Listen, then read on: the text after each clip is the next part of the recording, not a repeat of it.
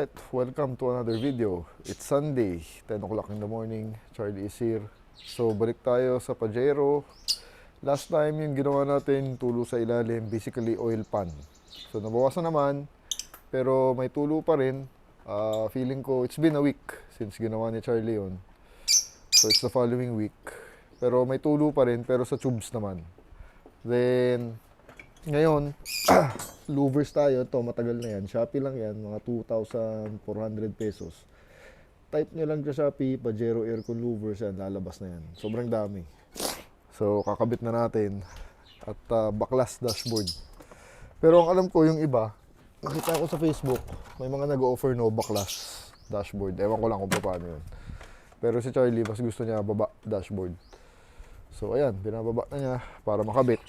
Pero, baka magbaba tayo ng transmission ngayon dahil ayan, nakabaklas lahat. Yung kahapon, tinest drive ko siya. Actually, bumilis naman yung transmission. Yung kagat ng reverse pag cold start, mas nag-engage na ngayon. Pero kahapon, hindi na nag-engage. So, baka tuluyang nasira na yung transmission, no? Sabi ko, Charlie, baka kailangan natin ibaba. So, tinan natin mamaya. Malamang ibababa na namin yan. Para malaman na natin kung kailangan bumili ng rebuild kit o hindi. So, medyo nahasil lang ako dito. Kahapon. Ayan, nababa na. Yung dashboard. So, ayan. Kasi nakatornilyo. Kung paano ginagawa ng mga no baklas? Hindi pa tao yan. Ha? Hindi pa tao. Imposible. Dami hiwa. Kasi may mga tornilyo sa loob. Pag di mo binaklas na, paano mo dudukutin yan? Dito nakakapit yan.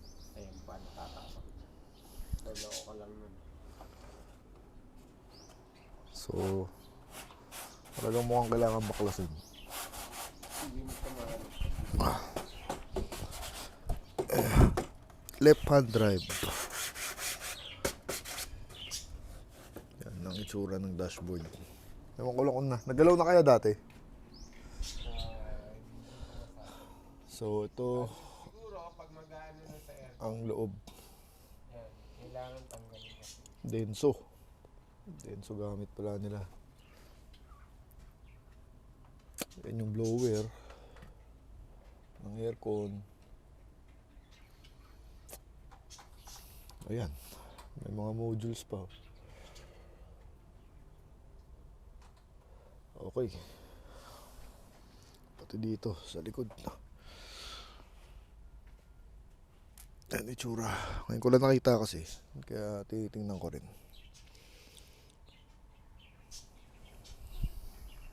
Iba nga lang kulay. Kasi chocolate brown nga yung original. Pero yung bago.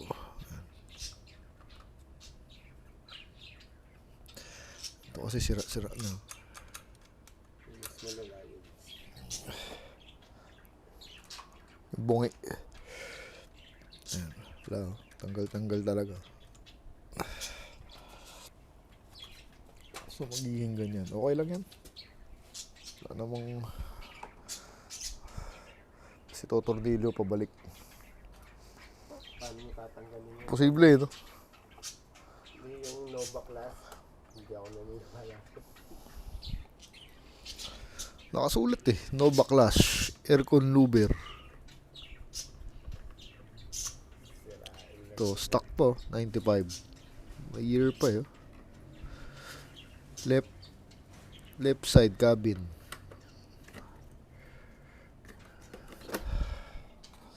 Okay. Pero mas importante yung transmission.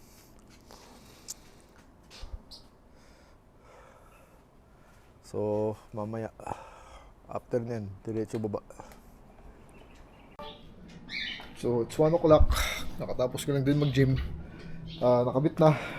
Nabalik na. Ayan. Welcome to the new aircon louvers. Not bad. Kahit medyo iba kulay. Chocolate. Then medyo grayish. Not bad. But at least ayos na. Start natin. Tingnan natin kung kumagat yung reverse. Para makita nyo. Ayan, bagong louvers. Not bad. Sana hindi mag-engage para makita nyo sa video. Actually, medyo nabuisit ako sa Pajero. Pero considering, mabait pa siya, at least sa bahay inabutan. Imagine mo ko sa mall. Ito yung susi, di ba? Ako sa mall, stuck ako nun. Tow ako pa uwi. Kahapon kasi, nireverse ko siya. Nagpalit ako ng parking with the Galant. Nag-engage naman. Pero yung pagpasok ko dito, di na nag-engage yung sakto. First start.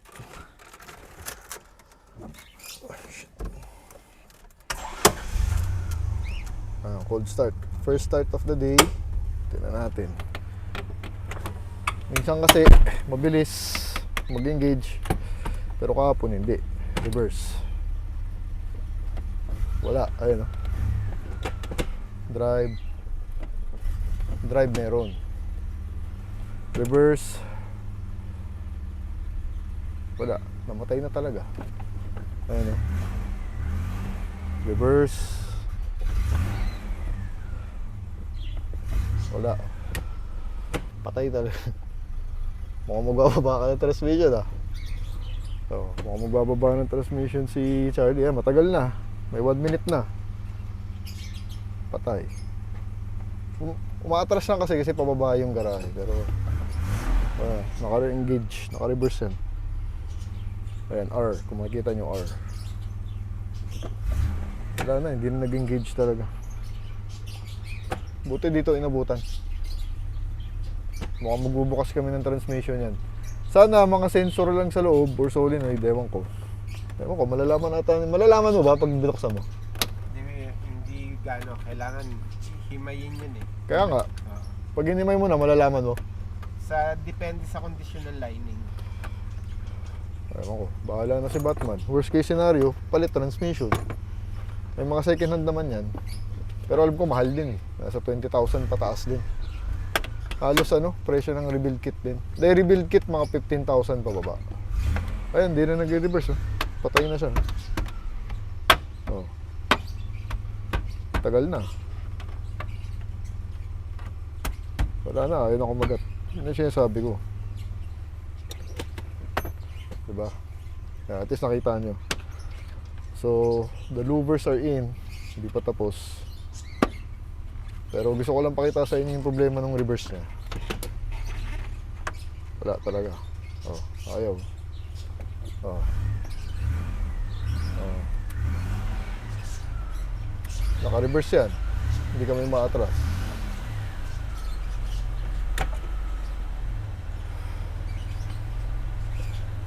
Ayan, ayos na yung louvers natin. Pero useless yan dahil hindi naman umaandar yung auto.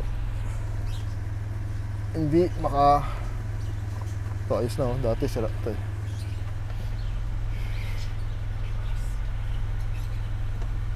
Gray lang pero brown. Pero okay lang. Ito rin naman gray. Reverse.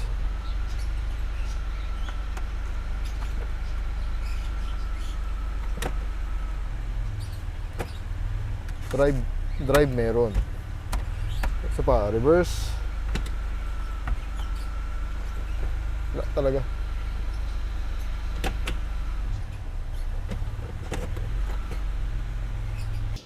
So, let's move some cars around.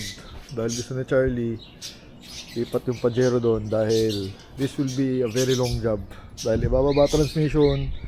The plan is, ibababa namin transmission, bubuksan yung transmission, most probably, bibili tayo ng rebuild kit, i-rebuild yung transmission, tapos pabalik. So, baka matagalan, nakatenga yung Pajero, mas comfortable si Charlie ilagay doon. So, nasan siya 124. So, pagpalitin muna natin, tutulak na lang namin siguro yung Pajero. No? Kung paano. First stop is the Galant. Ipat natin. Ay, first start.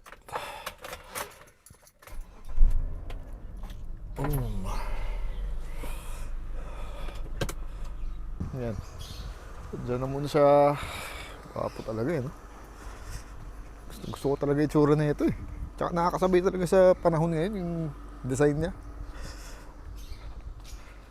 Then, let's move the 124. Tama, 124 muna. First start. Ay, nakapang ka, no? Atin na nasa dulo.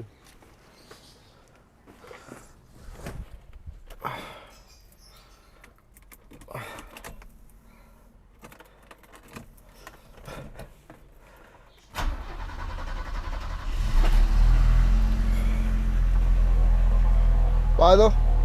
Palitan muna natin. Ayusin natin yung parking. So, tulak. Dahil tong si Pajero hindi nakikisama, reverse.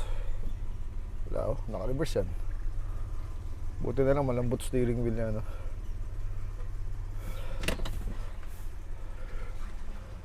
Dali tulak.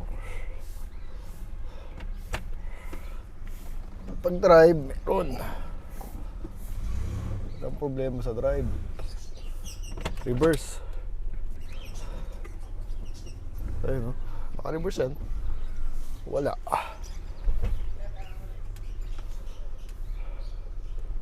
Reverse, ha? Oh, reverse. Gas. Ayun, dumikit! Umandar. Ay, nako. Teka lang. Gumana yung reverse. Ikot natin. Para may driving shot naman kayo ng Pajero. So, ayan. Loving the new louvers. Sayang, no? Kung kailan nabubura natin konti-konti, even the altimeter, bala ko pagawa yan, mahal. Tumitingin ako parang gagastin mo nasa 10,000. Hindi ko alam kung repair o replace, I don't know. Pero yung presyo parang ganun. Sarap talaga i-drive. Gaan kasi niya, tsaka yung steering talaga malambot. Then your seating really tall inside. You can see the road clearly with confidence, no? Decent power. Ayan, maganda naman shifting sa drive. So yung reverse lang talaga. So nakakatakot kasi kung baka magloko yun. Magloko sa mall, laking problema nun. Hindi ka makaka-atras, diba? Sa parking, masastuck ka, literal. And yung brake, diba na-bleed na natin to. So I'm thinking kung palitan yung caliper. Kasi nakwento ni Rocky, na-rebuild na rin yung caliper nito. Na-rebuild, so meaning binuksan na rin. So may tama na rin yung piston siguro ng caliper. So option, pwede tayong bumili ng surplus, baka mas maganda, or bili ng brand new. Brand new ata 5,000 eh. Hindi ko lang alam kung Paris na yun. Kung Paris na yun, most probably baka ganun gawin natin. So but saka na yun, unahin ko lang talaga muna yung transmission. Problem niya. So ayan, ganda ng mga sasakyan to. Ang ganda ng loob talaga. No, sarap na i-drive, nakaka-excite to drive. So hindi boring.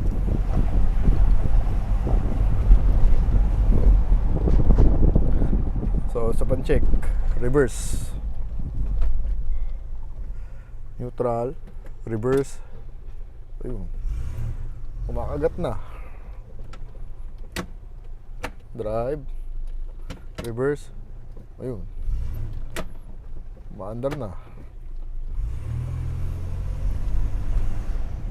O kaya, no? Baba ba namin o hindi? I don't know. So ngayon, okay ulit yung transmission. Nag-engage naman. Ayan, nag-reverse. Ayun, kumakagat. So nagluloko siya, no? First time kasi nagloko na matagal eh. Yung talagang hindi nag-engage. So kinabahan ako dun. So nawalan tayo ng confidence sa Pajero to. So pero the issue is yung pagbili ng, sabi ni Charlie, definitely rebuild yan. Kailangan natin buksan kasi dapat di naman nagagaroon. So the job is definitely kailangan talaga natin i-rebuild yung transmission niya. Pero yung timing kasi yung pagbili ng pyesa, sakto next weekend wala rin ako. May lakad kami ni Mrs. So baka hindi ko mabili yung pyesa next week. So kung binaba namin ngayon, dapat agad-agad yan eh. Bibiling ko na para nandiyan na gagawin dire-diretso. So baka i-next 2 weeks ko na lang. So i-park ko muna siya dito ng 1 linggo siguro. Hindi ko muna papababa. Papababa ko na lang pag may nabili na akong pyesang rebuild kit. Kasi sabi ni Charlie, kailangan daw niya yung pyesa nandyan na para pagbaba ng rebuild kit, pagbukas, dire-diretso, dahil kakabit niya na isa-isa. So, ganun yung style. So, yung timing lang ang problema ko, no? So, for this time, this video, para matapos lang, itatapusin namin yung 190, yung ano dyan, wiring harness, di pa rin nakabit hanggang ngayon. Mga ilaw, tapos pinababa ko yung tambutso ni 124. Kaya 124 kasi yun. Tapos yung galant na green, papaayos ko yung central lock.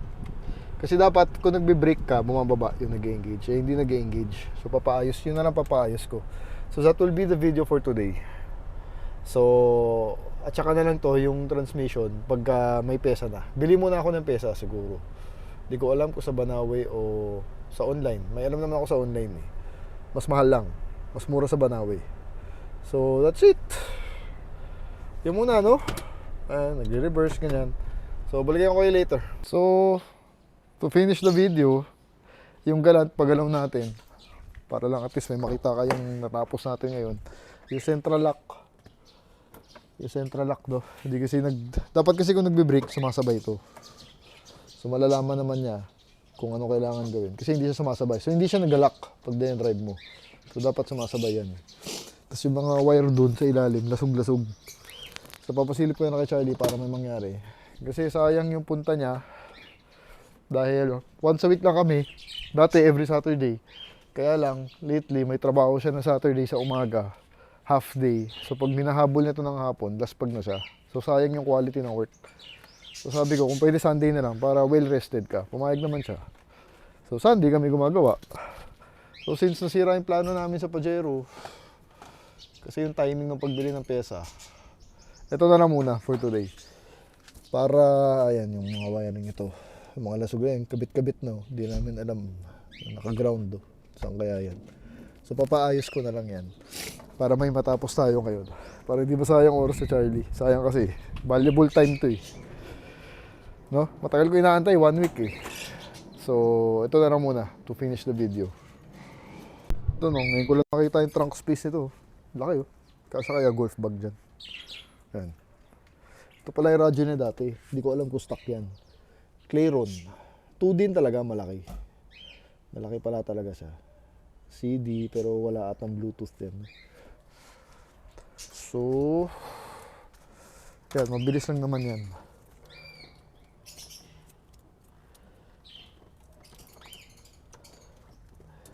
Kabit-kabit na, no?